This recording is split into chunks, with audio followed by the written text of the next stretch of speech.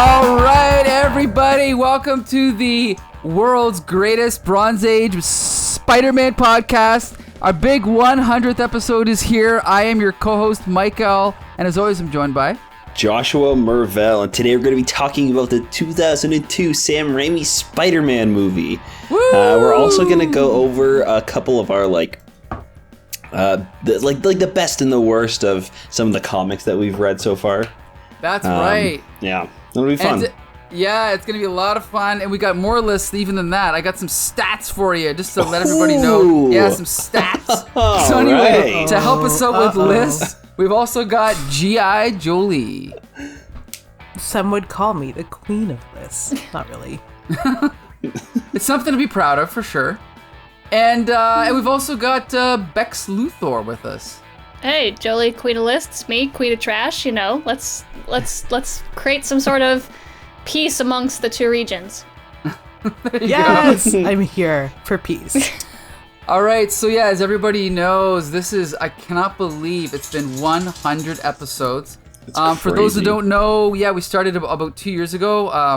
I got an itching to do some podcasts. I pretty much messaged, Josh, he was my first and last, my second choice. You just say first, even if he wasn't. Why would you? He was my first choice. No, but Josh, it's funny because for those that don't know, the secret origin of Josh is that years ago, you were a student at St. Clair College, and I went to the animation class. I asked for someone to design a logo for us, and nobody stepped up to the plate except you. Remember? And you designed our logo for our Gem episode. Remember that? Yeah. And Becca, you were on that episode, remember? I was. I think fondly back on that episode because I think you, me, and Jolie were the only people in the entire planet that liked that movie. That's right. It's true. Yeah. To this day, you're right. And I think that video has the most angry comments of really aggressive older women yelling about that how we don't know anything about Gem. Right, a lot of actuallys. Yeah, actually, Gem is art. Yeah, I don't know if you watched the same Gem I did. I love Gem, but art? That's got the same feeling as people getting mad at the new She-Ra TV show. Mm-hmm. Oh yeah, that's just the exact same energy. Mm-hmm. When people get mad at the new She-Ra episode, I'm just like, oh, so you're a homophobe. It's great to meet you. Yep, 100%. You can't take that from me. That's my She-Ra kiss. So anyway, so since we've got a lot to talk about this episode, but since this is our 100th, I decided that I would go back through some of the stats just to let everybody know, some interesting factoids about our show, okay? So first, I have discovered some interesting information. For example, would you guys like to know what countries on the planet Earth we are the most popular in? Yeah, I assume Canada. Yeah, I assume Canada. Okay. Canada is number 2. Wow. What? U.S. is number 1. Interesting. But more interestingly, UK is number 5. I'm going completely out of order here. Mm-hmm. Australia is number 3. I mean, this makes sense because these are all English-speaking countries. Guess what number 4 is? Any guesses for number Belgium. 4? How did you know? Because we are number 1 in Belgium too. The Full Volume Podcast. Really? You know what's funny? Flea Market Yeah. Fantasy, the number 1 city in the world that listens to Flea Market Fantasy is a city in France I've never heard of. That's so weird. So we have friends who live there, or That's what I can't figure out. Hello, Belgium. Yeah. If you're from a country that is not Canada or the U.S., please reach out. We'd love to hear how you guys found us and what you guys think about the show. That's pretty crazy. Right. Yeah. Okay, so now we're going to talk about some highs and lows here, okay? So this is kind of the least important, but for anyone who's keeping track, the shortest episode we ever did was 26 minutes and 30 seconds, and that was episode 16, which was about the Spider-Man cartoon pilots. And that was, I believe, just me and you, Josh, right? Oh, right. Okay, that was super early on. Yeah, early on, we tended to only go 20 minutes, 30 minutes. Yeah, they were pretty quick. Yeah, there's only 2 of us, right? So what are you going to do? Our longest ever episode was episode 84 with Michelle Kistner, and it was 119 minutes. And that was about that's when Spidey first got the gold notebook. So it was a lot to talk about on that one, That was a lot. I just re-listened to that today at work. Then I'll make it 120. There we go. You know what? I did forget about that, so I'm just gonna quickly add that to my worst list really quick. Oh no! Hold on.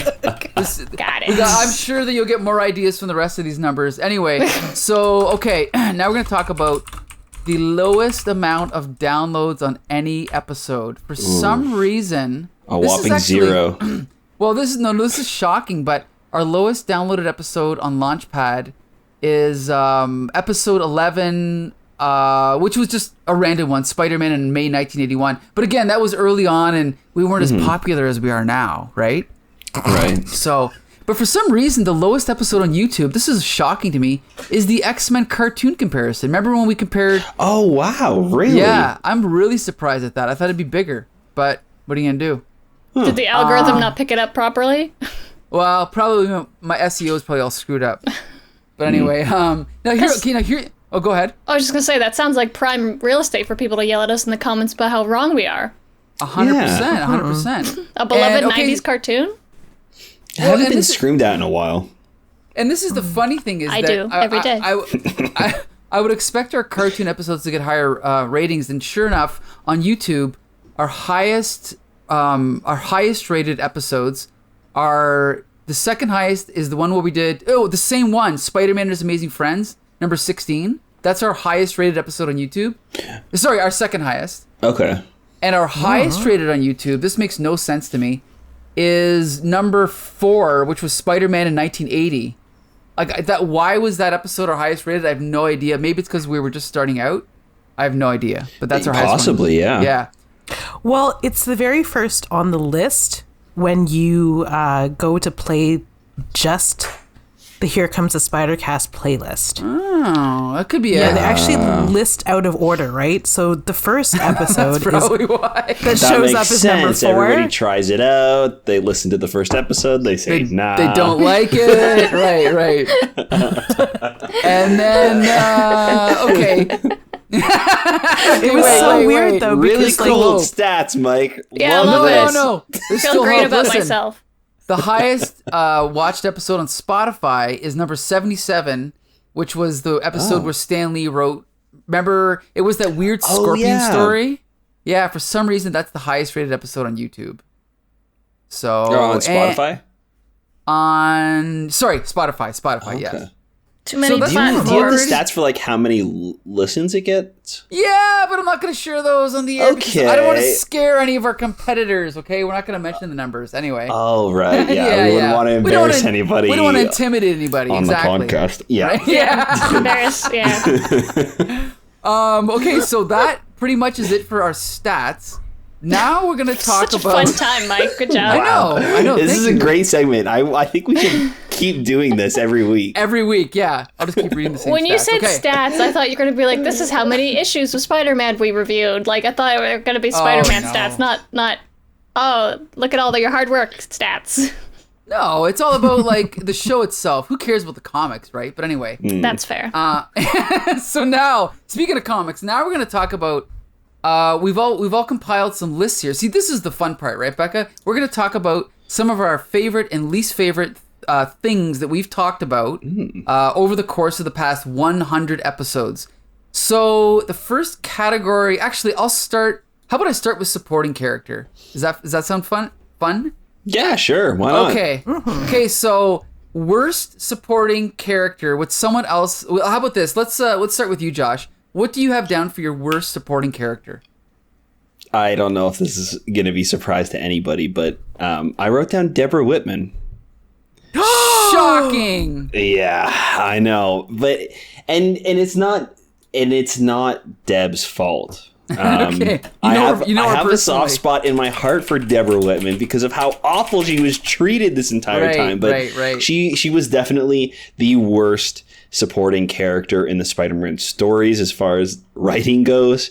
It felt like nobody on the team knew who this character was, and they didn't talk to each other before writing stories with her in it because she went from being in love with Spider-Man to hating him and being like the most normal person ever to being schizophrenic.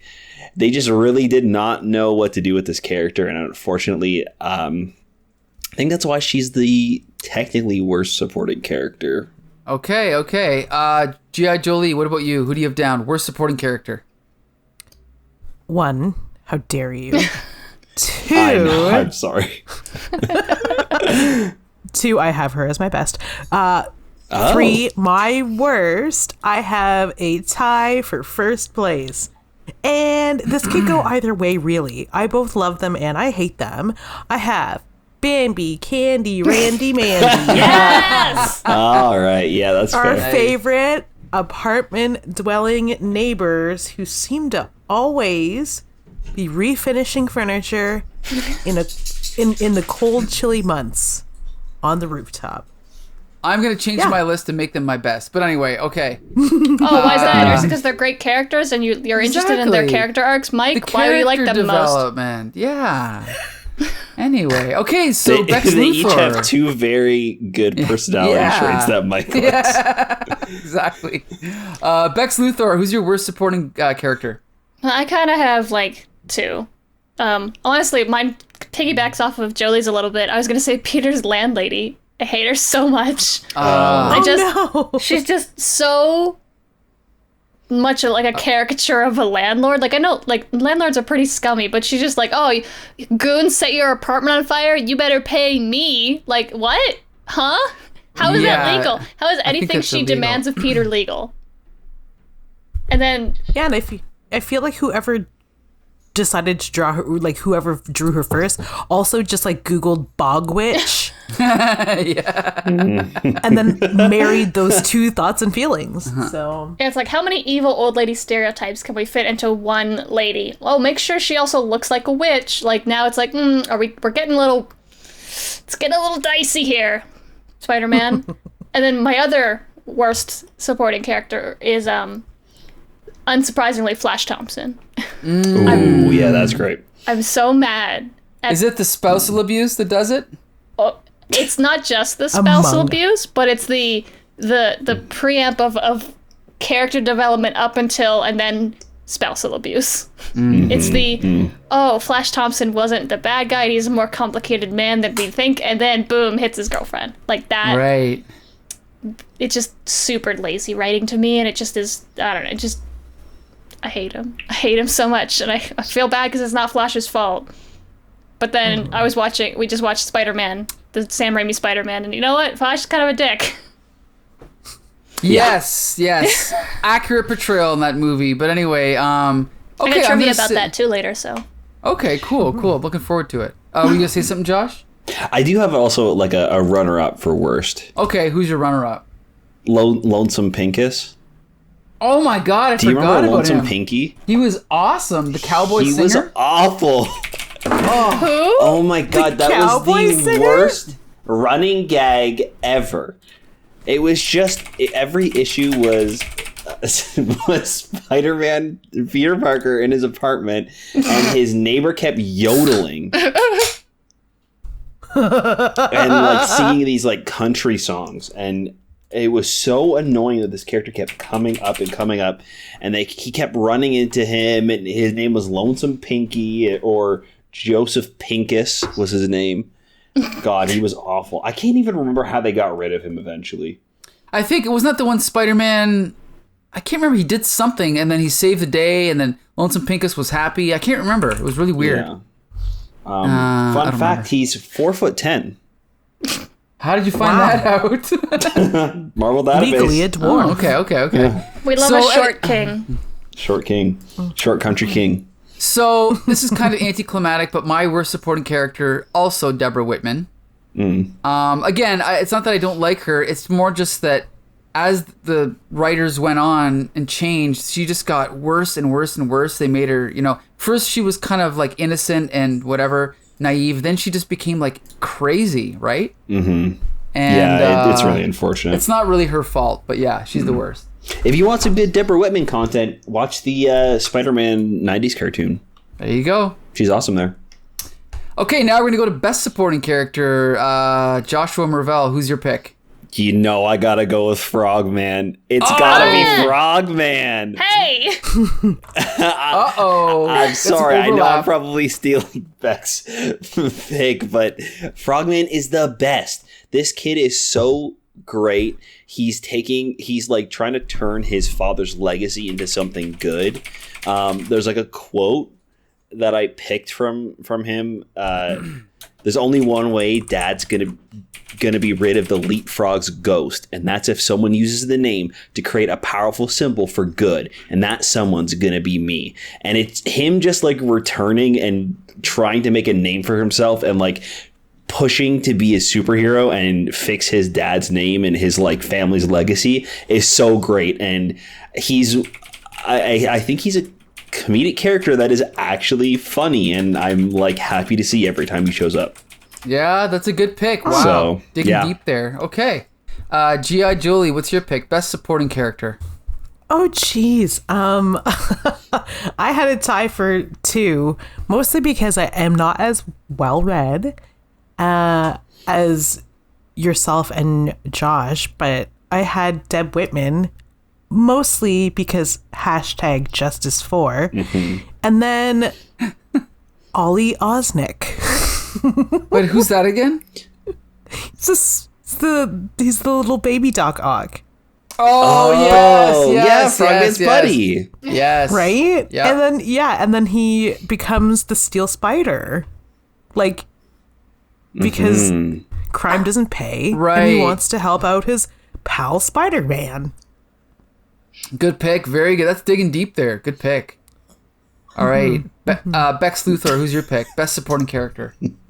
Well, I was gonna pick Frogman, but then I was like, no, obviously that's Josh is gonna pick Frogman. Actually, originally I was gonna pick this character, and then I thought that Josh was gonna pick this character, so on my list I have Frogman. But I have Interesting. Philmont Mcgee. Oh, Philmont Mcgee. Wait, who's he, the photographer? My God. No, Philmont- Philmont Mcgee is the old man, the old wrinkly old man who's obsessed with horses. And he's in the wheelchair, and Spider-Man breaks into his apartment, and he makes him clean up the glass. Oh, okay. Because they're fighting. Who are they fighting? I don't remember. The red boy. Yeah. Red Rocket Red Nine. or Red Riot. Red Yes, Nine. yes, yeah. Red Nine. Wow. Okay. I have to Google his name. No, you know what, Josh? I was mixing him up with your guy. When I said that at the end of the day, Spider-Man kind of like came in and helped him out. That's the guy I was thinking of. Yeah. There is something does happen, and like I remember one time he like punches through a wall and Pincus is on the other side and all that. He does end up coming back in a story and he has to save him, I think. Okay. Or wait, no, they're in a bar. They're in a bar, and Pincus is there and sings, and the bad singing stops the villain. See, That's what it was. You guys missed some good comics. Okay, you guys are gonna have to go back and read those. let me just look this up. I am positive Joseph Pincus is a real person. I am so sorry to Joseph Pincus. On He's Twitter. real? Yeah. Shout out to Joseph Pincus on Twitter. Marvel. Let me see. 11 appearances. Let's see. Okay, while you're doing that. Yeah. Anyway, Philmont Mcgee. He's got that lovely picture of a horse on his wall, and I love him for it. Also, he makes Spider-Man sweep up after him, and then Spider-Man helps him out a whole bunch, but he just doesn't care. He just doesn't give a shit. Like, he's just going to be a crotchety old man, and I love that for him. So I see what you mean about how there's kind of a crossover between best and worst in your, right? Like they're kind of like you love them, but you hate them, right? Yeah, my other worst supporting character was going to be Black Cat, but then I didn't want to talk about her at all, so. Okay. Because I was like, who cares? Let's talk about somebody funny.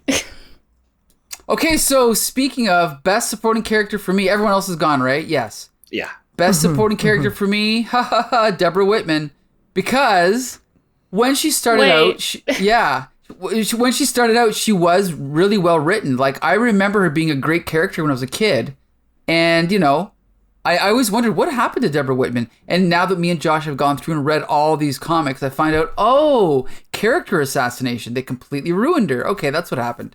So early Deborah Whitman is best supporting character. Late Deborah Whitman is worst supporting character. Let's put it that way.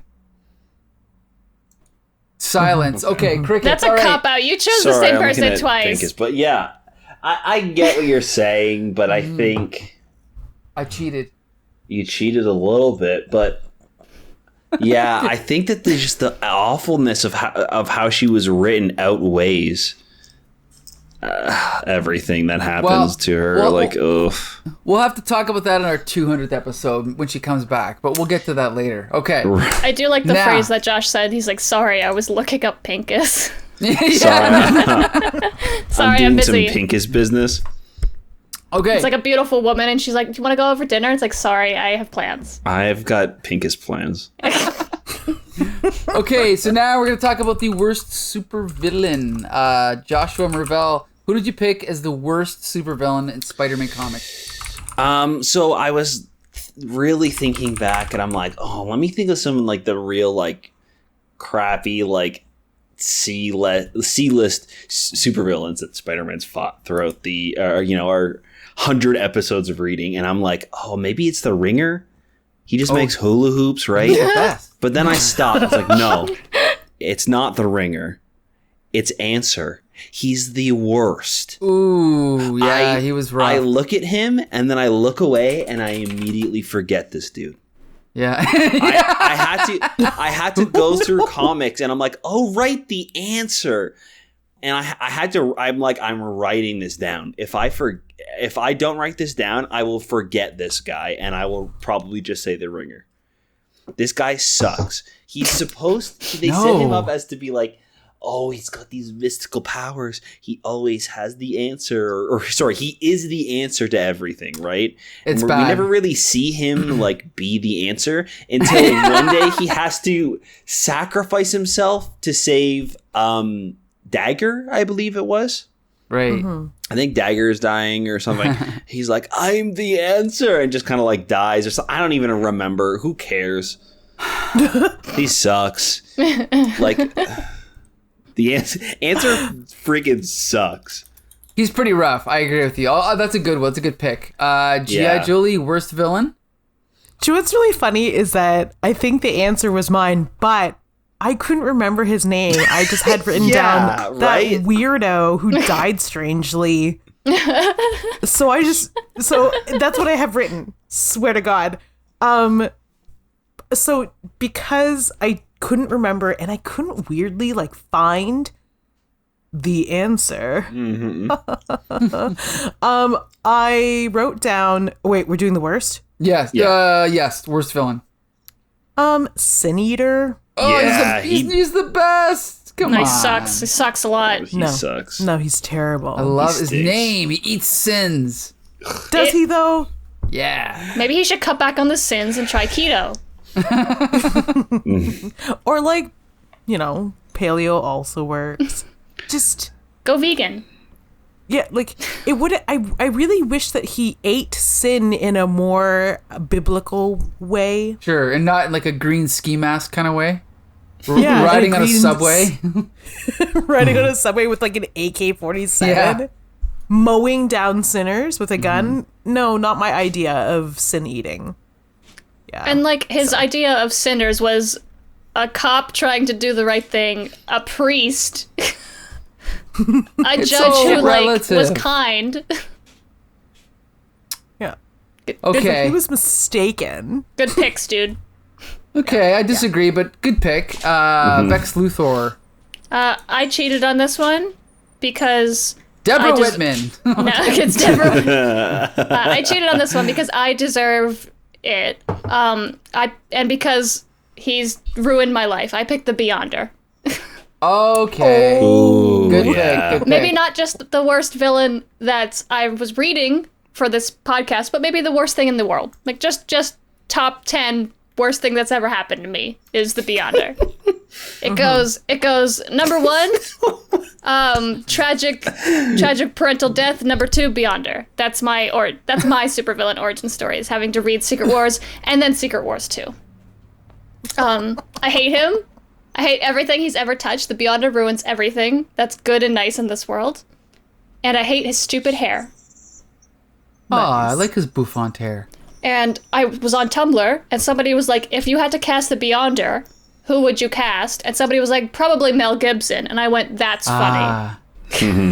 Yes. Like, That's just very as awful. on the nose. Yep. Yeah. Also, Liberace's ghost would work. So yeah, Okay. hate him.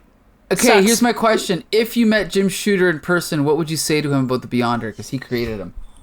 I'm sure there's nothing I could say that he hasn't already heard from people's opinion he respects more, like any man. But I would just say, hey, I just want to let you know that if I ever go off the deep end, it's because of you. Okay. I will die clutching a crumpled photograph of the Beyonder. Of Beyonder one head, and I will clock Jim Shooter in the head with a golden notebook. That I've painstakingly melted down myself. Oh yeah. Oh yeah. So Okay. I found it, by the way. What are you looking Somewhat. for again? Yeah, we forgot. The Amazing Spider-Man number 221, The Rage of Ramrod. Yeah, that's right. Ramrod was the villain in this one. They are at a bar. Ramrod is fighting Spider-Man or whatever. Biff, this is when Biff and Deb are dating because Peter is like keeps ditching Deb, Oh, so she's like, yes. I'm gonna go date Biff. So they're at the bar, and then Ramrod buys everybody a round of free drinks, and everybody's going to drink them. And apparently, it has like hypnotizing juice or something in. It's like, I don't know. Anyways, Lonesome Pinky gets on stage and he starts singing, and the music is so awful that everybody snaps out of the trance, and Peter is able to defeat Ramrod. I don't remember Ramrod, but anyway. Well, Well, Okay. That's all you need to know about him. He Yeah. wears a silver dickie. It's amazing. I just googled Okay. a picture of him. Oh my god. Why is So- that his outfit? So we seem to all be on the same I page. assume just to really drive home the fact that his name is a Ramrod. Yeah. So I mean, we've already mentioned this character, but my worst Yeah. villain of all 80 Spider-Man comics so far is Red 9. From the same story that had, what was his name again? Philmont Mcgee. Osment. Philmont Mcgee. oh, Yeah. Philmont Mcgee. The same Verified issue. Horse girl. I think this issue is kind of universally acknowledged as like one of the worst issues like ever. But I mean, anyway. it was awful. Yeah, it was pretty Yeah. rough. But Red 9 was in that Spider-Man Infinite Runner, so can we That really... Can't be that bad. Can't be Yeah, that he made bad it. then, you know? Right. Okay, so now we're gonna talk about best villains, and I already know what mine is. I'm sure you guys do too. But Josh, who's your pick for best supervillain? The Kingpin. Woo! It might not be a traditional choice, but I really love that the Kingpin has kind of been behind the scenes throughout the entire run. I think he's the only supervillain that's stayed since we started reading in the 80s. He is very like calculated. He doesn't jump in and just like, I'm gonna kill Spider-Man. He like uses him, and like he kind of needs Spider-Man in the same way that Spider-Man needs him for certain things, for information about different villains. Like he's very cold and calculating, and I think the most consistent character throughout all of these comics, even more consistent than Peter Parker himself at times. Yeah, I think Kingpin's the best of them all. All right, well, good pick. Yeah, we've got some good Kingpin stories in here for sure. G.I. Julie, what's your pick? Best supervillain? I have chosen two ridiculous ones because I wanted to pick Kingpin, but I knew someone else would because he just deserves an award. He's not a traditional Spider-Man villain, is he? He's Daredevil's villain, right? Well, that's what's confusing. He started as a Spider-Man villain, and Frank Miller has kind of stole him. and was like, well, yeah, I need someone for Daredevil to steal this guy. So technically, he's originally Spider-Man's villain. Cool. So I've made room so that we can talk about two very amazing people. One, the Shocker. Because he's just busy fingering everybody and doing crime. What? Anyway. Wasn't it the Shocker? No, that's Hobgoblin who finger blasts people. Oh, forget it. Oh, I've ruined it. Now I've marked. Yeah. We can still talk about it. Explicit. Yeah, we can still talk about it. We still like the Shocker. Okay. Well, I mean, he's doing crime and shocking people in a fun outfit. Yeah, I mean, his name is still the Shocker, so. Right? Yeah. And my number one of all time, and our resident queen of garbage may agree. Yeah, did you pick mine? You probably picked mine. The Human Fly. Oh, no, I didn't pick that one. Oh, good one. Good one. I love him, though. Right? Who doesn't love just... Do you know what? I love snacks. And when you're in the middle of a fight... When you're in the middle of a fight and you just like see some spilled cola and you just gotta... You just have a thirst. Nothing and beats you a take it. puddle of refreshing Coca-Cola. In an alleyway on the ground. Right? He's just like, oh, no one will mind if I just, real quick, dip in. So from one snack lover to another, I have voted for the Human Fly as the best villain. Very good pick. Very good pick. Rest in peace. That's right. I forgot he's dead. Oh, until the Hood brings him back, because everybody who what's his name kills gets brought back by the Hood. Yeah. Scourge. The Scourge? Scourge? Scourge. Squirrel. Yeah, okay. So my best villain, this is probably obvious, but it's the Hobgoblin. Who I was so excited about the Hobgoblin as a kid. As I've told you before, I used to have a handwritten list of every Spider-Man comic, who wrote it, who drew it, and where the Hobgoblin was, what was deal was, and blah blah blah. So yes, before the internet, before there was databases, there was Mike L creating lists in grade school because he was fucking cool. And that's why I love the Hobgoblin. Anyway.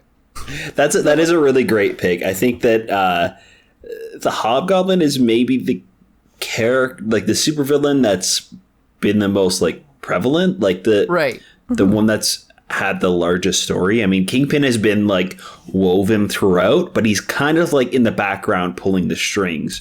Hobgoblin, I think, is the biggest villain that we've got that's just stayed around the entire time.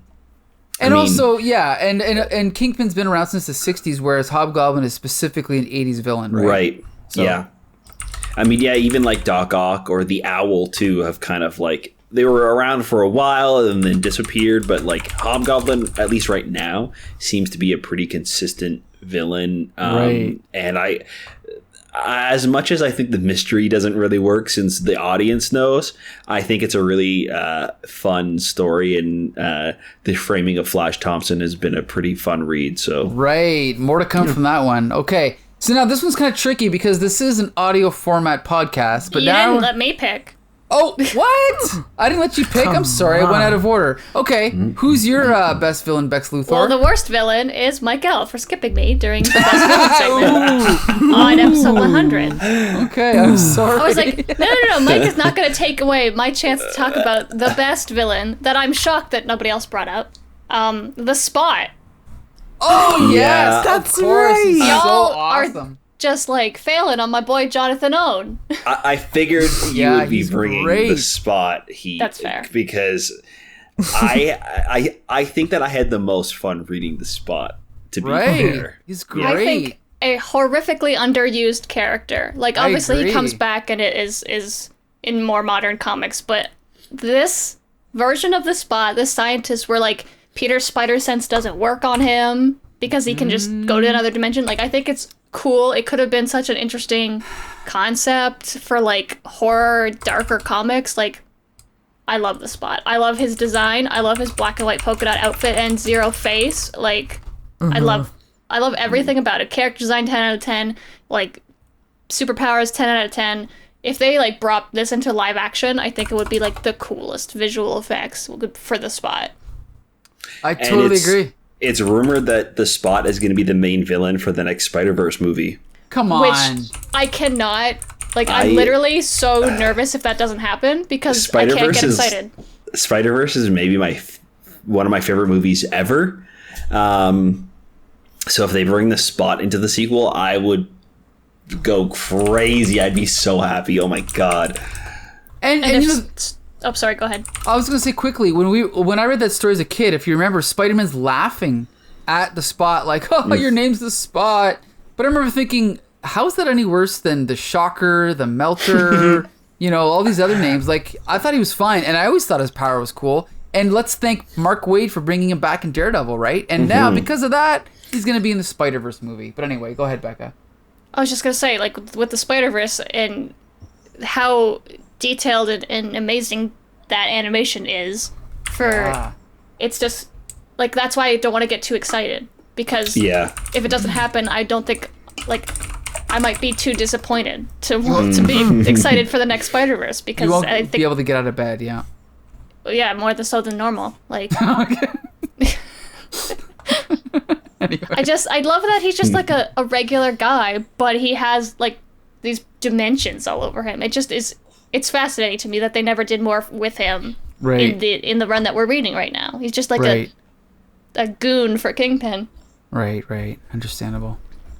But yeah, that's my boy. I love him and all of his little polka dots. And maybe if they ever bring him into live action, he could have some Dalmatians. Oh, good idea. Very good idea, yes. And then those Dalmatians can kill Corella's mom. I'm so happy you said that. Spoiler alert for Disney's Cruella. Yeah, I'm sure that we lost all of our viewers because of the big crossover Twist. between people who listen to Spidercast and watch Cruella. That explains our low numbers. There you go. And liked Cruella. Yeah. Didn't just watch it. Also enjoyed it. Okay, so now here's the part. Here we're going to move to the part of the podcast where we actually have to do, well, I wouldn't say research, but we actually have to find links, I'm assuming, to go through stuff. But now we're going to talk about the worst and best covers. So, Josh, do you have your pick ready for worst cover in 80s Spider-Man? Boy, do I. Okay. Marvel Team Up number 128. Okay, I'm Googling this right now. This is the issue with the team up between Spider-Man and Captain America with a fantastic photo cover. It looks awful. It looks like a knockoff like rental place where you can have people show up in like superhero costumes for your kid's birthday, and the photo looks pretty equivalent to that. I mean, it looks like just like some dad taking a picture of these knockoff Spider-Man and Captain America costumes. It's awful. I will concur. Photo covers do not really work. That's what they don't realize. But not really. They were in vogue for a while. There was the one that I think was not too bad with the Peter in the closet. Yeah, that one was not bad. We'll talk about that later. But there you go. But anyway, okay. So G.I. Julie, what's your pick for worst cover? I have several. Okay. So I didn't actually pick one because there were so many that did this, but I am a huge critic when it comes to comic books doing this, is that any cover that involves word balloons, like they're panels in the comic or something, that's my pick for worst cover. Always. It's lazy. Okay. It's what? Oh, so you don't have a specific one. It's just in general that style. Yeah, because I tried to pick out one, and while I was going through all of the books online, I was like, wow, there's a lot of them. Okay, yeah. I can't just pick one. And do you know what? They have the good fortune of all being terrible, so I don't have to pick just one of them. So, that's my pick for worst. Okay. Just don't use word balloons or when you use a scene from the book, or when you don't use a scene, or you paint a scene from your mind and it's not in the book. I also hate that. Yeah, that I'll agree. That's terrible. Like, whatever. Okay. You know what? Bouncing off of that, my runner up, I was super tempted before I remembered the awful photo cover one. Okay. The weird cosplay. Yeah, the awful cosplay. There is an issue of Marvel Team Up with the worst bubbling I've ever seen. It's Marvel Team Up with Spider-Man and Iron Man, and it's just like a white cover, and we have Spider-Man's face and Iron Man's face in the background, and up front we have Blacklash. Do you guys remember Blacklash? No, of course you don't. I do, but yes. Of course I you have no don't. life, though.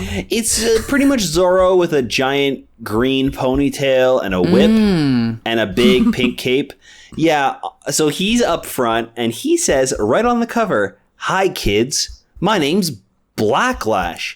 I mean, I'm crazy, and I'm coming to your house." That's awesome. What are you talking about? Right. Anyway. It's Just in case awful. anyone wants to feel the same heat and fury that is currently boiling under Josh's collar, that's Marvel Team Up number 145. Right. Also, I It's should so I should remind everyone he was the villain in Iron Man 2, right? Mickey Rourke. That was Whiplash. That's Whiplash. Isn't it the same guy? No. I think his dad maybe was- it is. Maybe What? Yeah. Something?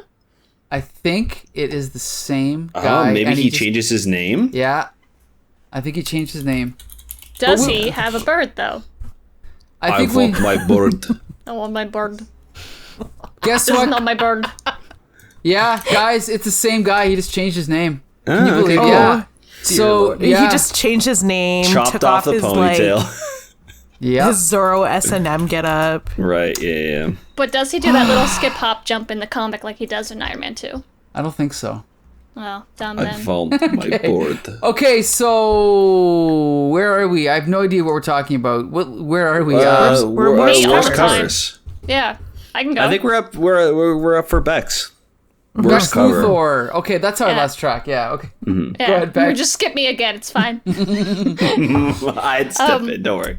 I have two as well. And Okay. the first one is going to kind of hop off of Jolie's kind of thing with like word bubbles and stuff like that, except this one is just words. It's Peter Parker's Spectacular Spider-Man 92. Okay. I'm looking And it it up just right says, now. what is the answer? Red text on yellow background. Oh. Oh, that's Yeah. pretty terrible. Comic book art is something that is so ingrained into comic books. It's taught in universities, and this is the cover of a comic that you have. It's just words on a background. I could do this. Yeah. My favorite thing about this too is that this is about the supervillain, the Answer, and they couldn't even remember what he looked like to put him on the cover. Yeah. So they just wrote it. This is the first full I think the person who did this cover was tasked to make it, and they actually just wrote in "What's the answer?" and then sent it back for notes, and they were like, "Oh yeah, cool, this There works. you go. Great cover. Yeah. Perfect." It was done by Al Milgram. Ew. Oh. Poor Al. Nice guy. Cool. Not a great artist. He was Not also a- probably rushed. I'm not going to say that this Yeah. cover looks like it was rushed, but it does. Shockingly. Right. So that's my real answer. What's your my- fake answer? My other answer, my fake answer, is also Peter Parker, a Spectacular Spider-Man, for somehow. 112. 112. Hold on. Y'all want to Google that real quick? Oh, this is what's one of my wrong number with one. this one? This is my number one. But Santa So- is a G. This cover better pisses me watch off out. the most out of everything because it's the sickest image of Santa Claus smoking a cigarette, holding a gun, Yeah. and then the inside is garbage and the worst issue. We'll One get of the- back to worst, One of the best we've done. But yeah, okay, whatever. but just the juxtaposition of how cool Santa is on the cover of this and how not cool Santa is inside, and also how many women are just butts on the inside of this okay. one. How dare somebody I moved to do my this apartment me? just so I didn't have to read this one. I You remember missed that. a good and it was, one. It was me and Mike was going, "This is one of my favorite comic books of all time," me going, "I don't know if we can be friends anymore." But wait, it wasn't that the one we had a guest on, right? It was. It was. And was it Andrew? And he loved it too. So I'm right. I think he agreed with me. I don't. I think you're misremembering. I think he thought it was ridiculous too. The Mary Jane in the bathtub. If only it was recorded somewhere and we can go back and listen to it. Ooh, we're gonna get one more viewer. Yeah, on there that. you go. There you go. Hell yeah! Don't joke. Yes. Nobody listens to Spider-Cast. Come on. Okay. Anyway, so my worst cover. Get your Google ready. Yeah. Marvel Team Up 104. Okay, there was so many to choose from, but my God, this image is horrible. Like, I don't know. Are you looking at it right now? Yeah. Are you fucking kidding me? This is garbage. Like, again, there's so many bad Marvel Team Ups to pick from, but this, I don't know. I was sorting through them all, and this one jumped out at me. So maybe there's ones that are worse, but this one's rough. I'm sure you'll agree. You said 104? Yes, 104. I like it. Really? With Also, Hulk Alec and Kazar? Milgram. Well, there you go, right? Look at these sick dinos. No matter how gallantly Kazar and the Hulk fight, MODOK must triumph. I don't know. Well, first of all, I should point out, Spider-Man was not even in this issue. It was just one of those... Was his wrist in the issue? No, it was not. It was one of those where, oh my God, we have to fill 22 pages. Okay, we don't have a Spider-Man story in the drawer. Let's just grab this random piece of crap with Kazar and the Hulk and we'll just put it in an issue of Marvel Team Up. That's what this issue is. So anyway, yeah, strange. It's disappointing to learn. Yeah, that's how it was back then. They didn't care. It's as if Marvel was run by a 19-year-old. Oh yeah, it was. When Jerry Conway took over Amazing Spider-Man in like 1972, whatever, he was 19. Okay. That's wild. Yeah. Anyway, when I was 12 years old, I was told I was too old to be reading Spider-Man. But anyway, that's another story. Okay. So now we're gonna move on to best. Best cover. Yeah, Joshua Mervell, tell us your pick for best Spider-Man cover of the 80s. So far. I don't know if it is. I don't think it's technically the best, but it's my favorite. Okay. And that's Peter Parker, Spectacular Spider-Man 101. Ooh. It's the all black and white cover. It is so much fun. I absolutely love it. Yep. It's John Byrne, who I don't usually like, but this is a good cover. Yes. Mm-hmm. Yeah, it's great. I think it was Jolie who was saying that she, like, looking at this cover, she wanted it printed as a poster, and I've been thinking about that since. Like, that this would make such a great poster. Mm-hmm. So this one stuck with me.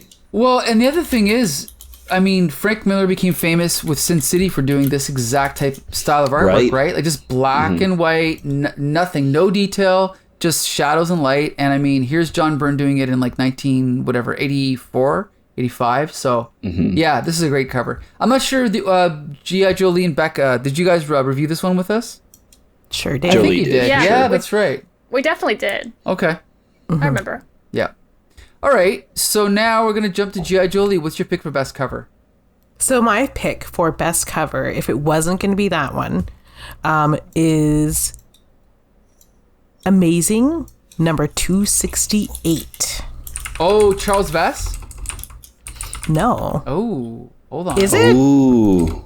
It should have been. I honestly, I really wanted to pick the Vess, but I kept thinking about this wraparound cover. Oh, yeah, it is a wraparound. Mm-hmm. And it sucks because it's part of Secret Wars, that stupid gold building storyline. Oh, Gold Notebook, but, yeah. Wait, it's a wraparound? I thought it connected with Web. Yeah, it was connected with Web. That's right. What it is. Yeah. Oh, sorry. Then I guess I would have to vote for Web as well. Right. Which is funny because this is John Byrne as well. So even though I usually shit on John Byrne, we've now picked two of his covers. But anyway. Mm-hmm. Yeah, it's just so strange. It has like this weird industrialist sort of like motion happening that reminds me of some of my favorite works of fine art. And unfortunately, there's a caption on it, but I can overlook that. Yeah, you gotta forgive that. To push the two books together, it's just really cool. Right. It's just really cool looking graphically. It works. the colors are wonderful before recoloring, I should say. And it's very street art to me as well. So not to mention it introduces maybe the most important Spider-Man story ever. The Gold Notebook. The Gold Notebook, you're right. Gold Notebook, of course. Okay, I can't remember what we do after that. Well, after Jolie talks. What happens next Then you again? do. You talk, Mike. Oh, after that. right. I thought so. Yeah. Okay, my pick. Oh, sorry. No. My favorite cover is Deb Whitman. Yeah. Yes. Well, if Mike doesn't pick this, but I do want to talk about that Charles Vess cover that Jolie was mentioning, the Amazing Spider-Man 261 with the Hobgoblin. Is that your pick? Or you just want to talk about it? I just want to talk about it real quick. It was my runner-up for best. Okay. But yeah, because Charles Vess, right? Like, come on. He draws some very pretty pictures, and I like the pretty pictures. I guess that's like it. I just think it's cool. Spider-Man, Hobgoblin, there's fire. Looks cool. Right. Very good. Yeah, which one is the one that he did where it's just Spidey in the black suit? That is also... That was a recent one, correct? Was that... Unless you mean Web of Spider-Man. I'm not sure which one you mean. I'm just... Duet, my vote goes to all Charles Vess covers. Okay. So yeah, 261, the Charles Vess cover with Hobgoblin. I really like that one. But my favorite is going to be Peter Parker 103. Peter Parker 103. And I know it has words on it. Oh, yes. You're next. But the juxtaposition of this and the inside, like, don't read the inside of this comic book, obviously. It's one of my favorites, yep. But one of my favorite Spider-Man things is when he's like half and half, and then this just takes that half and half trope and just it's so good. It's so poetic, and I love it to bits. Just he's on fire, and the burning effigy, the noose, like. Obviously, the comic inside didn't live up to it, unfortunately. But it was yeah, better that one's than the cover, yeah. Yeah. But anyway, we should point out it's by Rich Buckler. Yes. So yeah. And then I know I'm taking up too much time, but we have to talk about Amazing Spider-Man 262. Okay, let's talk about it. Okay. Just do a quick googs. Oh, 261, you mean with Hobgoblin? No, 262. The photo cover of Petey in the closet. This himbo, maybe a twink, who could tell? I just keep thinking about this cover, about his like bad jeans and his Texas belt buckle and like the really, really bad Spider-Man costume and how happy it makes me feel. So this one's my like so bad it's good. Okay. I will say with this one, at least this like happens in the book. Like there. Yeah. I think this almost exact panel is in the actual story, right? Yep, like it is. that's what this whole thing's about. Right. But with my worst, it was just like a shitty photo op with the Spider-Man and Captain America on a fake rooftop. Yeah. Right? I really enjoyed this one. And then fun fact, I think that we talked about this on the podcast. If not, at the time, Marvel had specific people cast to play different heroes. So this guy here was Spider-Man. So every time that there was an official Marvel appearance of Spider-Man, it was this guy playing Spider-Man. They actually flew the cast out to whatever event to be that character that they were supposed to be, rather than just bringing the costumes. They actually had specific people being specific heroes. So this was Spider-Man in the 80s. And can I just point out, I'm not this did not apply to covers, but when we're talking about comic book store appearances or comic convention appearances, would you guys like to know who the official Captain America actor was? Yeah, let's hear it. Is he hot too? Just take a quick... Is it somebody famous? Yes. I need to know. I'm like ready to Google this. No way. Someone, I'll give you each one guess. Okay, well, give us like some sort of hint. Okay, I don't know anybody. He's an actor on Star Trek, The Next Generation. Oh. Picard? Nope. Riker. Yep. Wow. Jonathan Frakes. Yes, can you believe that? My mind is blown. Yep. I mean, Interesting. I was correct. He is hot. Right? Dear Daddy, In fact- thank you for taking care of America. Holy And moly. space.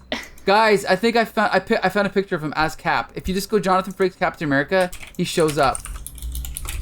Wow. Okay. Yeah, I mean, he does have Oh. that Cap Daddy energy. Yes. Okay. Oh, that's so an unfortunate picture. anyway. Somebody has modified a Captain America doll with a number 2 doll and put the head of it on a Cap doll so that there's a Jonathan Frakes, quote, unofficial Captain America doll. That's Awesome. amazing, and I want one. Okay, so now we're gonna go to my favorite cover. There's no subtext to this. It's just I think it's awesome. Amazing Spider-Man number 251. I'm not sure if you guys remember this one, but it's the one where Spidey is holding Hobgoblin's mask, coming out of the water. Oh. Yeah. It's That's a good amazing. one. Sorry, Yes. it was what was it? Amazing 251. So good. Oh, okay, yeah. Yeah, I love that cover. Always loved it. You know, again, Jolie was talking about having dialogue and how it ruins a cover. This is the opposite, right? This is you don't need any dialogue, no explanation. Even the title, you could get rid of the title endings and just have that image. It's so good. So yeah, that's my vote for the best cover for sure. Very good, very good, very powerful. Yeah. Who is this? Hannigan? This is Hannigan? It's Ed Hannigan, who was a big cover artist at the time. He was also he did work at DC. He was never like really popular or a fan favorite, but he did go on. He did like the first story arc of Legends of the Dark Knight. He's kind of just one of those guys that he was just really good, but he just never became really famous for some reason. So, but yeah, he's awesome. So Can we give a quick shout out to the Amazing Spider-Man 250, which had text on it that said "special, normal-sized 250th issue." Yes, that was awesome. See, those were the good old days. You know, they had a sense of humor back then. But anyway, also a great cover, right? Yeah. Hobgoblin, Spidey fighting with the fire in the background. That was a great one. Okay. We could have picked a lot of these amazing covers, though. Like, Oh yeah. from Yeah. like 240 to like 260, they're all kind of great. Like even 264, the one with Red 9, it's really, it's like visually striking. It's not bad. Yeah, it's I mean, not even bad. like especially early on when we started reading comics from like 1980 to like 82, 83, Amazing was like the star of the show. It was John no, Romita Jr., Jim Mooney doing the art too, and it was like those are always the strongest of the three we found, right? The art was, but the writing was by Denny O'Neil was terrible. Remember? That was where Denny O'Neil had Peter Parker being a complete asshole. Remember, he refused to help. I do remember that. Remember, he's like, "Oh yeah, I can't help your uncle. He's in the Navy. I don't do that," or something like that. There was some kind of weird exchange where Sorry, lady, I ain't. Yeah, Yeah. I can't go in the water. Fuck you. Anyway. Yeah, I mean, my On memory this is special 100th episode, we're also full swearing. yeah, exactly off the rails. Okay, so We're that also was, all naked. You just can't tell. yeah, you just can't tell. Okay, All nude show. I will say though, Web of is gonna like start taking names for cover art as soon as we. Yeah. I don't know what goes on in them, but I do know that some of these covers are gonna start getting. Once we get up to like the 30s-ish area with certain Yes. events. Yeah. Yes. Yes. Yeah. So Okay. excited for that. and we'll cover that in our normal size 150th episode, right? Right. There you right. Okay, so now this is our last category for awards. I guess we'll call these awards. So worst story.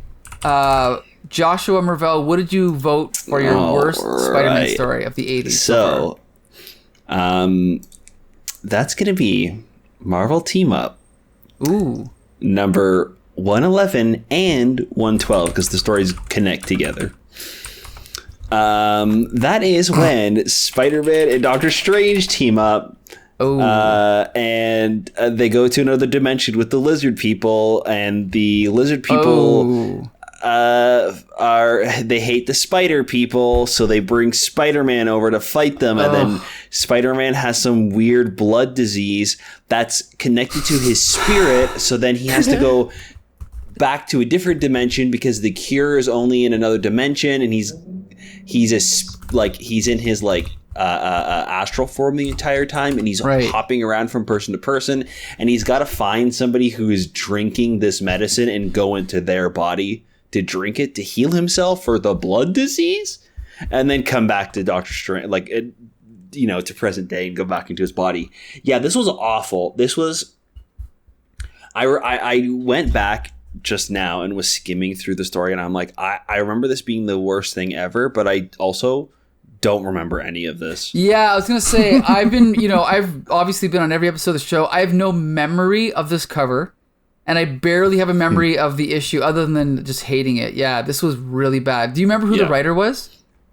That would be J.M. DeMatteis. Ooh, poor guy. Yeah.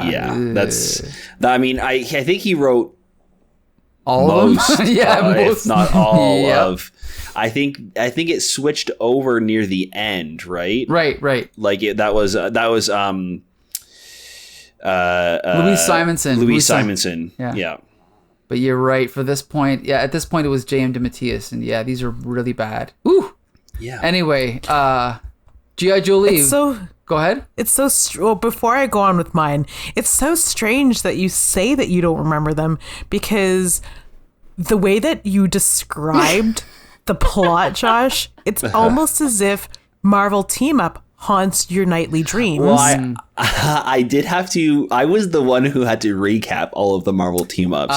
Yes. So I do remember some of the plots more because after reading them, it was like a fever dream. I was like, what the hell just happened to me? I would have to go back and reread it and take notes and write a synopsis because they were so bad. It was like when I was asked to when we started the podcast and I was asked to recap Marvel Team Up, at times it felt like the audience was going to be like, he never read this comic, because I'm like, I would be like, I don't know what to say. I don't know what happened in this issue. Nothing happened. Everything also happened. Like I just didn't know what to say. So I'd have to go back and read Marvel Team Up again to write a synopsis. Poor you. Because I just didn't understand. Yeah, it was bad. Man, I hate Marvel Team Up. Okay. Because I don't want to steal somebody else's Golden Notebook Thunder. You can do that. Oh, did you not pick it? I didn't. Oh, okay. So I hate Secret Wars and Secret Wars 2. I hate The Beyonder. I hate the dilemma that the Gold Notebook that wreaks havoc on Peter Parker. I don't hate the Notebook specifically. I actually think the idea of a solid gold notebook found in a solid gold trash bin in a solid gold building is like kind of funny. I just hate what they did with it. Yeah.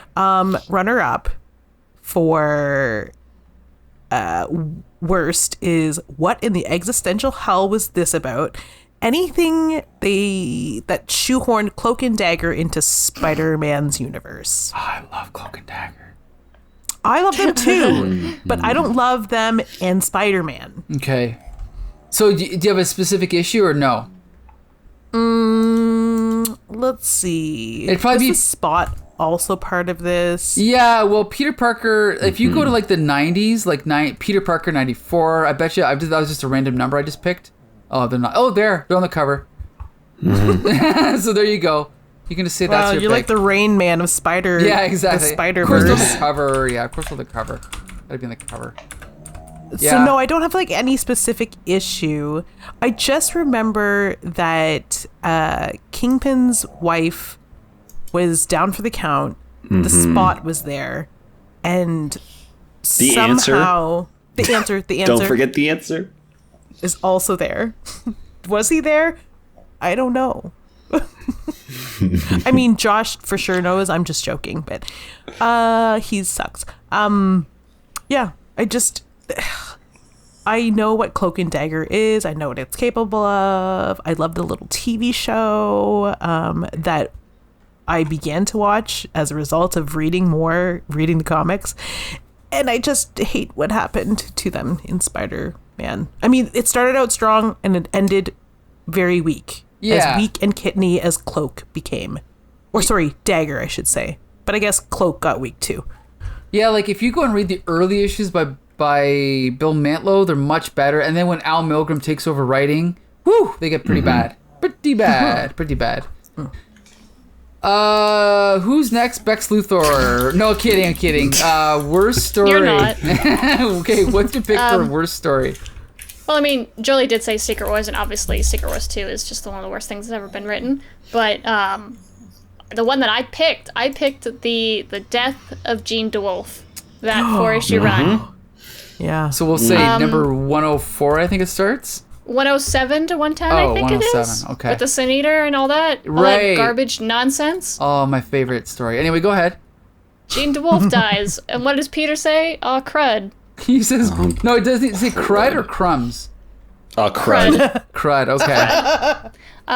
I just think it's just such a slap in the face to such a cool character. It's like I would have enjoyed it more if they had like a telephone line and I could call in to does she live or does she die? Like that, to me, that is more respectful than what they did to Jean DeWolf. I just like Secret Wars makes me angry and it's bad and it's dumb and it's stupid, but the death of Jean DeWolf makes me actually like, oh, this is why women don't tell people that they read comic books, because then this happens. This is how the people who make comic books portray them. It's one of the reasons I never really told people that I liked comic books in high school, because like they're like, if I had a problem with this, it's like, oh, you're just being too sensitive. All the nonsense that comes with being a woman in a nerd space.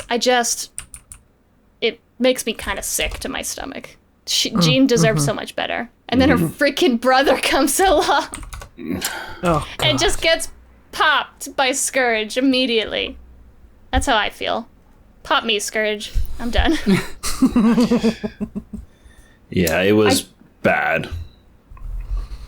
It was bad, and then like, and then she's like bloody and splayed in her push-up bras, pushing her boobs up so you can see her boobs while she's dead. I hate it. Yeah. I hate it so much. And that like forced like aftershock of a romance, like, oh, Spider-Man's like, man, Jean DeWolf had the hots for me. Oh man, we could have boned if she was still alive. And it is so gross. Oh my god, I'm so glad that I missed all of that. And we're supposed to believe too that like this is like a heartfelt goodbye to this character. You know what I mean? Like, this is the story of Jean DeWolf's death. It's like she immediately dies, and then Peter has no remorse, and then talks about how, you know, they could have been a thing if she wasn't dead. Why'd you have to go off and die? And like she had like a mild respect for Spider-Man, which Peter's like, she had the hots for me, Peter Parker. Like, she doesn't know who you are, dude. Isn't this why you don't like Black Cat? Because she only loved the spider? Like, hello. And then Spider-Man's written so poorly in the whole thing. And, like, I have nothing wrong with killing off characters. It's comic books. That's what happens. But, like, why? Why just fridge her at this point? Just cut her up in a refrigerator and shove her in the corner. Oh, it's terrible. Anyway, I like that story. Okay, so my pick is... Of course you do. Anyway, my pick for best Spider-Man story of the 80s. And I was going to say... Are we talking about worst? We're talking about worst still. Oh, shit. Worst, I haven't even named my worst. Oh, my God. I was going to jump the gun there and spoil the whole show. He's like, I liked them all. They were all great. Okay, so this is technically not an issue of Spider-Man, but it is written by J.M. DeMatteis, who we've already talked about. Oh, my God. Do you guys remember Defenders number 108 and 109? That was so close to being my worst one. God, those were bad. I don't even. This was the issue where what's her name is dead, right? Valkyrie.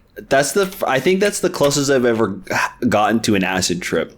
Yeah. Oh, do you know what's really funny? I thought that these were a team up, and I was shocked that Josh didn't like lay this one down, because this one was terrible. Yeah. It's like cheating. It's an issue of Defenders. Yeah, but we reviewed it. It counts. Okay. That's what they said when they shipped it out. They're like, it counts. We wrote it. It counts. Guys, it totally counts. Oh. Okay, anyway. Okay, now we're gonna move on. It was awful. Best story. And we're gonna start Okay. off with Joshua Mervell. Tell us, what is your absolute favorite story so far? Okay, so it's funny that Jolie mentioned that Cloak and Dagger. the worst stories were with Cloak and Dagger, because my favorite is the first appearance of Cloak and Dagger. Yeah! With Clap. written by Bill Mantlo. It is I think it's the best story we've ever read or reviewed on the podcast. Ooh, it's fantastic. It's like a serious, like, darker tone of a story. We kind of have some heavier themes. We're introduced to these characters that are, like, not superheroes but not villains either. They're kind of this, like, weird gray in between. You couldn't even really call them an anti-hero. Maybe you could, but they're, like, targeting the like drug dealers that tested on them and gave them these powers. Spider-Man is, like, completely outmatched in this issue whenever he faces them. And this story is so good that every other appearance of Cloak and Dagger tries to be this issue. And I think that's why it's so bad. Every single time we see them, Spider-Man accidentally gets swallowed up by Cloak's cloak, and he's like, "Oh no, it's so cold." That's like, yeah, we got that already. It was like the perfect thing. We don't, it is so great. The art on the inside is, like, spectacular. That's Ed Hannigan and inked by Jim Mooney.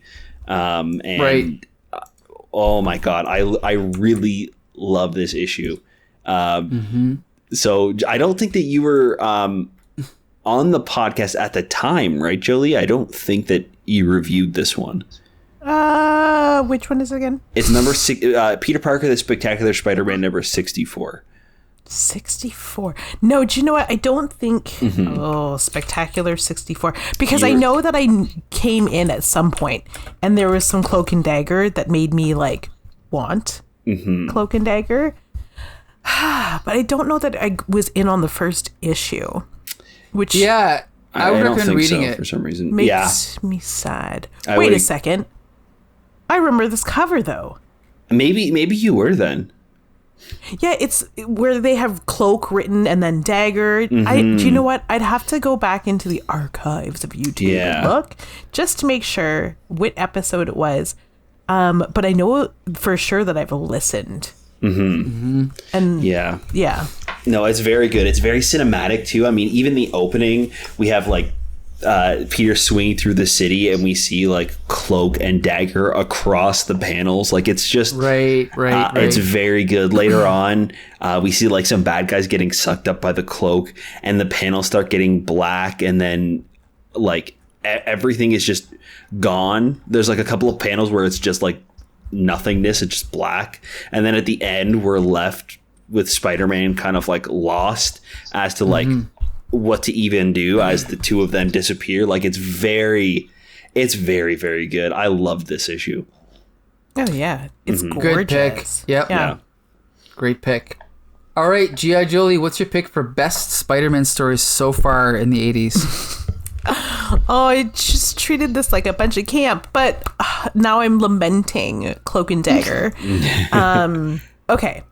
My pick for best story goes to, oddly enough, the only issue maybe of Marvel Team Up that we ever liked. Oh. Ooh, Gargoyle? number 149. Oh, One no! Oh. I didn't- 129?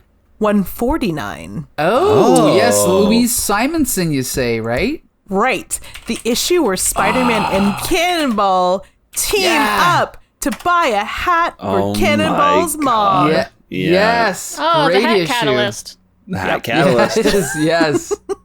That was a good one. You're right. It all started somewhere, and this is where it started. And it is my favorite because it's ridiculous and it's Spider-Man, but, like, make it fashion, which is fine. Right. I love this issue. Yeah, very simple. Yeah, Louise Simonson, inconsistent writer, but in this issue, she was firing on all cylinders for sure. Yeah, those last few issues of Marvel Team Up were surprisingly pretty good. Yeah. Right? Yeah. And we were talking about how it was awesome, and then Mike just casually is like, well, that's funny you should say that because it's her last issue ever. Yeah. Well, yeah, because she did the first few issues of Web, and then she just disappeared from Spider-Man forever. Yeah, so. Yeah. But yeah, she was good. So beautiful, awesome.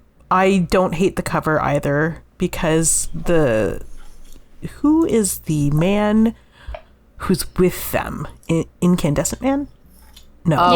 Is it Wendigo? Mm-hmm. Wendigo, that's it. The way that he's drawn on the cover is crazy. Mm-hmm. Yeah, it looks like Iceman almost. I remember talking about that. The cover did not match. Incandescent Man is another character in this, yes, for sure. Mm-hmm. But it's like his only appearance. Yeah. I should also point out the interior artist Brett Blevins, whom we all love, but the cover is by a guy named Vince Giordano, who I've never heard of before. Interesting.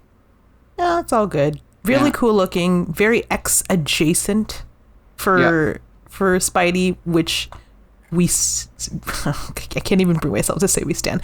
I just love it. Okay, anyway. Becca, your turn. All right, Becca. So I think this one was one of the earlier ones that you had me on the podcast, and when I was thinking about best stories, I honestly couldn't think of anything. Oh boy, good to have you along. All right. I was like, I like stuff, but is there anything that I think is the best? And then I was like, oh yeah, I know exactly which one I'm gonna pick. It's Amazing Spider-Man Annual 16. It is the first appearance of Captain Marvel, aka Monica Rambeau. Oh yeah. And Roger Stern. This comic was one of the ones that I read as a kid and remembered and went, yeah, this is what I want. I want powerful ladies kicking ass, taking names, and looking hot. That's all I want. And man, I love this. I love this origin. I love Monica Rambeau. Yeah, I love this cover. It's John Romita Jr. on art and Roger Stern on writing. It's so good. I agree. I love this issue. Yeah. Which number was it again? Annual 16. Yeah, Annual 16. Who would have thought an annual would be good? I was going to say, you're right. And normally the annuals are, ugh. Yeah, not only good, but also, like, introduce a character that does stand the test of time, because most annuals have if they introduce a character, you don't see them again. They're gone, right? Right. And it's called Who's That Lady? And, like, I just think about this comic, and then I think about the actress who played her on WandaVision and how dope it is that she's, like, in live action, and how cool that is that little girls get to see this now. I'm excited. I'm just excited for where the character goes. I've always liked Monica Rambeau. I've liked her when she was Photon, and who else was Spectrum, literally like 8 million other names, right? Right.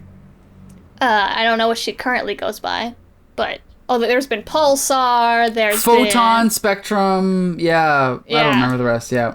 And she was the first female Captain Marvel, which is very important. Even though, was the original Captain Marvel dead at this point? Yes. So, like, she picks the name, I think it's completely unrelated to Marvel. It's just, like, something that they picked. Like, it had no... I don't think it had anything to do with him at all. I don't think so, no. So, like, that's kind of cool. But then now she's in, like, the Marvel family. I love her. I love her, and I love this comic, and it makes me happy. And apparently not a lot does lately. So. No, that was like, it's funny because you missed a lot of, I believe you missed a lot of Roger Stern, John Romita Jr. issues that we reviewed, but that was a really good run. So, like, that would have been around, I think it was 226-ish maybe to 251. Right. It was so good. I remember the podcast starting to get a little dry because we ran out of things to say about it, because it was just like, yep, another good one. Another good one. Yeah, you're right. That doesn't happen now. Anyway. It's all fighting and air horns. Okay. Speaking of, now we're going to talk about my favorite issue. This has not changed. This has been my favorite issue since I was a kid. I did my grade 5 speech about this issue in grade 8. Hold on. What? Can we all guess? What Mike's favorite issue is? Go ahead, Becca. And everyone. Okay, everybody on 3. Do it. 1, 2, 3. It's the Here first comes the commuter. Yes! How did you know? Wait, See, Josh. shut up. Oh, yeah, what was Josh going to say? I thought it was going to be the first appearance of Hobgoblin. Oh, no, that's a good one, but no, it's One Cometh the Commuter. Okay, yeah, Mike likes the train, the one where he's on a bus. Yeah, I remember that, yeah. I thought that was obvious. I didn't mean to make a bit out of it. I'm sorry. Oh, it's good. No, that's fine. I didn't like it so much that I didn't remember the name of it, but knew which one you were talking about. And Yep. I also Anyway. didn't remember, but yeah. Go ahead, Mike. Tell us why you like the bus one. Oh, so for those that don't remember the issue, it's where Spider-Man gets stuck in the suburbs, and he has to, he has to ride on top of a bus, take a cab. He can't swing from any buildings because it's all houses. He gets help from a little kid, blah, blah, blah. It's awesome. Go back and read it. It's great. It's an early issue by Peter David, who Becca hates. And anyway, he's my favorite writer. So yeah, basically it's my favorite Spider-Man story of the 80s. Although I must say, the Roger Stern, John Romita Jr. run, which we've just talked about, is so good. It was hard to pick. Like if it wasn't this one, it would have been one of those for sure. So You know what's great? what's that? I Googled When Cometh the Commuter and went to images to And my remember face the came cover. up. It's Comic Book Syndicate came up. Comic Book Syndicate is like one of the first ones to come up because we're the only people to ever talk about this issue. No, you're wrong way. about that. You're wrong about that. Trust me. I swear, In fact, it's the cover. I it's personally found many articles titled "Why Cometh the Commuter is the best Spider-Man story ever written." But whatever. If you choose to ignore that, that's up to you. Okay. Anyway. All right. Okay. I got one more stat, but I wanted to give a tally on who has been a guest star on our show the most, okay? So very quickly, I'm just going to give you the list of people who have been on our show twice, and that's David Constantino, Phil Premerl, Kyle Van Dongen, and Kristen Siapas, okay? That's our 2-time guests.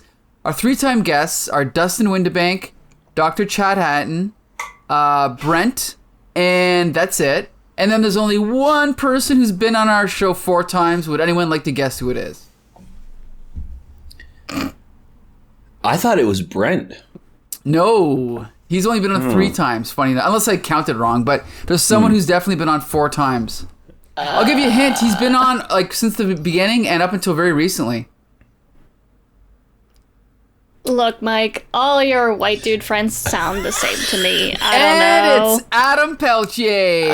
Okay, that makes sense. Another white dude. Oh, yeah, because I guess he was on a couple of times earlier. Right.